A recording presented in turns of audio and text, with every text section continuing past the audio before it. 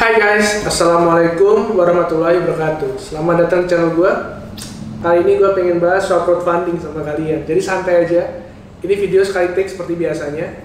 Gue pengen bahas soal crowdfunding. Jadi kalau kalian misalnya lihat di channel gue di playlist itu crowdfunding itu kalau nggak salah 1 bulan yang lalu terakhir gue update itu Project Arco.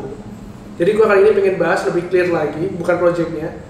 Tetapi seperti yang judul kalian udah baca sebelum kalian nonton video ini, pahami ini sebelum investasi. Gue pengen kalian lebih memahami lagi investasi crowdfunding itu resikonya tinggi. Karena di video yang pertama kayaknya enak banget ya, kayaknya manis banget ketika gue bilang dengan modal 1 juta kalian udah bisa punya usaha. Dan usahanya pun gak main-main teman. Usahanya itu ada yang usaha kelas ya, Pertashop lah, Pertamina, Alfamart, Shell, segala macamnya. Tinggi pendapatannya, tinggi juga resikonya. Jadi kalian harus pahamin itu. Yang pertama gue pengen bahas kalau crowdfunding ini bahkan lebih tinggi resikonya dibanding saham. Kenapa gue bisa bilang kayak gitu? Karena ketika kalian beli saham, kalian bisa jual sewaktu-waktu dan demand-nya pun pasti ada. Ketika kalian pengen cepat, kalian jual lebih murah dari pasar, itu pasti ada. Tetapi kalau crowdfunding teman-teman, kalian harus ingat ketika kalian beli, itu sama aja kalian beli IPO. Saham yang baru IPO, resikonya setinggi itu, dan kalian nggak bisa langsung jual. Kalian harus jual setelah 1 tahun teman-teman. Jadi setelah kalian misalnya beli nih, cuy gue beli, gue investasi tempat lu, oke. Terus ada yang datang, wah kayaknya gue pengen nih gitu kan, tapi kalian nggak bisa jual cuy, kalian nggak bisa jual teman-teman. Kalian harus menunggu sampai pasar sekunder, di situ kalian baru bisa jual. Jadi nggak kayak saham yang misalnya gue beli, terus ada yang, wah kayaknya gue pengen jual gitu aja, enggak. Kalian punya 1 tahun untuk menunggu dari listing sampai akhirnya pasar sekundernya dibuka, kalian bisa jual di situ. Kalau usahanya gagal gimana dong bos? Kalau usahanya gagal, ya udah kalian terima risiko. Kalau kalian jual di pasar sekunder pun nggak laku, jelek-jeleknya kalian harus jual dengan harga jauh di pasar, jauh di bawah harga pasar dan jauh di bawah harga kalian beli. Sedangkan dividennya mungkin kalau misalnya kita ngomong usaha yang gagal, dividennya nggak sesuai dengan proyeksi di prospektus. Yang kedua, kalau kita beli saham teman-teman, kita bakal tahu saham PT A, B, C, D itu akan sama ketika kita beli dimanapun karena sahamnya itu ya terbuka. Jadi satu perusahaan terbuka itu walaupun dia punya cabang di mana-mana, itu nilainya sahamnya adalah saham keseluruhan. Beda dengan misalnya teman-teman beli Alfamart nih atau Alfamidi. Karena sistemnya franchise teman-teman. Ketika teman-teman beli, oke, gue pengen nih beli di pasar sekunder, kita ngomong pasar sekunder aja. Kalau kita beli yang di IPO-nya, mungkin IPO-nya harganya sama per lembarnya. Tapi kalau kita udah ngomongin pasar sekunder, ya gimana ya, kalau kita ngomong pasar sekunder kan tergantung dari market dan tergantung orang yang jual. Kita akan lihat tuh, kok ada ya Alfamart yang harganya dari 900 sampai 1000, tapi kok ada juga yang Alfamart harganya 1000 sampai 1100. Kenapa ya kok beda gitu loh? Karena memang ketika di crowdfunding, kita investasi bukan di Alfamartnya aja, tapi kita harus lihat nih teman-teman, di PT, jadi di PT-nya itu, di belakang dari Alfamartnya ini, ya kan, itu kita harus lihat apakah PT-nya baru aja dibuka, dalam artian baru bisa dibentuk, atau udah lama. Kalau udah lama lebih enak, kita bisa lihat nih direksinya siapa aja, kemudian dia udah punya usaha apa aja, track recordnya seperti apa, kita bisa lihat. Selanjutnya teman-teman, kenapa gue bilang ya kalau di crowdfunding lebih resiko? Auditnya. Dari sisi audit, ketika kalian sebagai perusahaan mau terbuka atau TBK, kalian mau jadi perusahaan yang udah listing, kalian mau perusahaan yang bisa dibeli sahamnya, kalian melewati masa-masa ataupun waktu-waktu di mana auditnya cukup baik, auditnya cukup ketat untuk masuk dan akhirnya bisa kita beli di market dan tanda kutip menjadi perusahaan terbuka atau perseroan terbuka. Sedangkan kalau kita misalnya ngomongin soal crowdfunding, itu balik lagi terhadap kompeten atau tidaknya equity crowdfunding yang ada di situ. Timnya seperti apa? Apakah timnya begitu jago ataukah timnya begitu kompeten atau malah sebenarnya enggak gitu. Itu penting banget. Jadi kita tahu nih ada 7 nih sekarang yang SCF kita bilangnya, securities crowdfunding, yang udah diawasin dan diakuin oleh OJK. Yang pertama ada LineX, B-Share, Santara, Crowdana, Fundex, Safik, dan juga Dana Usaha. Oke, udah 7 ya. Itu salah satu cara di mana kita mau investasi lebih tenang.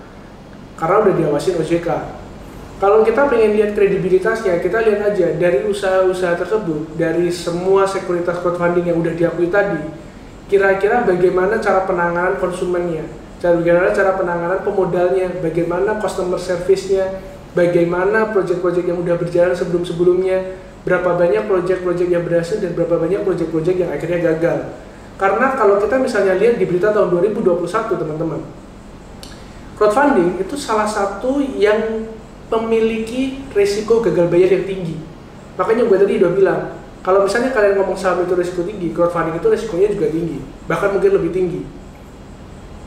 Karena apa? Pada tahun 2021 itu ada yang membuat crowdfunding ini kurang bagus ya. Kurang bagus karena apa?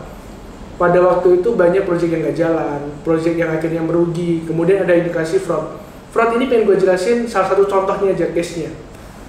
Ada salah satu case di mana kalau kita tahu di laporan keuangan dan proyeksi di prospektus, kita ngelihat ke depan, proyeksi ke depan.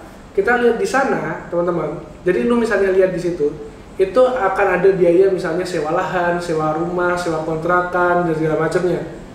Kita nggak tahu apakah jangan-jangan ada yang disewa itu adalah milik dari direksi itu sendiri. Jadi mereka udah mendapatkan keuntungan dari sewanya, mendapatkan keuntungan dari sewa, kemudian juga mereka masih digaji setiap bulannya. Sedangkan kita sebagai pemodal, kita akan menerima sesuai dengan keuntungan. Keuntungan itu setelah dikurangi operasional, cost of goods sold, dan segala macamnya.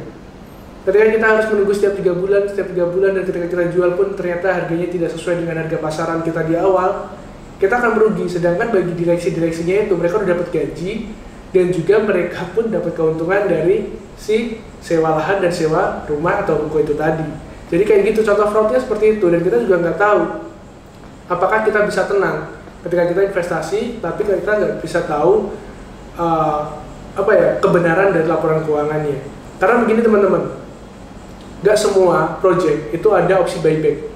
Dan kalaupun buyback, kita pun juga ketika buyback 2-4 tahun misalnya, 2+2, 2+2 atau 3 tahun buyback, atau 2 tahun sekalipun, kalau memang opsi buyback itu nanti akan dibeli lagi dengan harga yang sama, apakah kita masih untung gitu? Karena gini, ada yang namanya value of money, time value of money, dan juga ada yang namanya opportunity cost yang harus kita bayar. Kalau kita misalnya invest di situ dan kita akhirnya mendapatkan keuntungan di bawah dari prospektus, sedangkan kita mungkin kalau kita investasikan di tempat lain, itu kita akan mendapatkan yang lebih.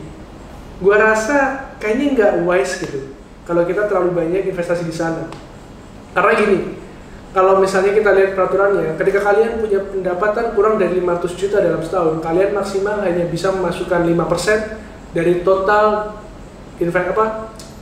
pendapatan kalian per tahun gitu. Jadi misalnya kalian 500 juta, kalian bisa 10%. Jadi kalau misalnya nanti kalian, wah gue mau invest, gue pengen invest, tapi kok udah mentok ternyata udah dibatasin, ya kalian bisa naikin pendapatan kalian per tahun. Tapi itu gak direkomendasiin teman-teman. Jadi kalau misalnya kalian pengen investasi, kalian sesuaikan aja investasi kalian dengan profil risiko kalian, dengan pendapatan kalian. Jadi ya kalian lebih tenang nantinya. Jadi itu aja teman-teman. Kalau misalnya saran gue yang lain, mungkin kalian bisa beli di pasar sekunder deh. Di pasar sekunder aja lebih aman. Kalian udah tahu nantinya perkembangan setahun atau 2 tahun ke belakang seperti apa, proyeknya berjalan apa enggak. Karena kan kita tahu kalau kayak kemarin ada 2019, kemudian ada COVID, akhirnya usahanya nggak jalan, banyak di situ yang akhirnya gagal bayar. Makanya di 2021 equity crowdfunding termasuk sebagai investasi yang banyak gagal bayarnya. Mungkin termasuk karena kena COVID juga kali. Food and beverage, kalian misalnya investasi kemudian ya dilarang buka, pembatasan, ya gimana gitu kan. Jadi gua rasa kalau misalnya kalian pengen aman, ya kalian pakai 7 yang securities crowdfunding diakuin tadi, plus ditambah 1 lagi, yaitu kalian cek pasar sekunder deh. Kalian bisa tahu proyeknya kira-kira gimana. Kalian juga bisa cek kira-kira perform dari equity crowdfundingnya seperti apa, pelayanan terhadap kita gimana, kemudian kecepatan responnya seperti apa kalau ada masalah, kemudian proyek-proyek yang masuk itu kira-kira berapa persen yang berhasil. Oke, gitu aja. See you on the next video. Wassalamualaikum warahmatullahi wabarakatuh.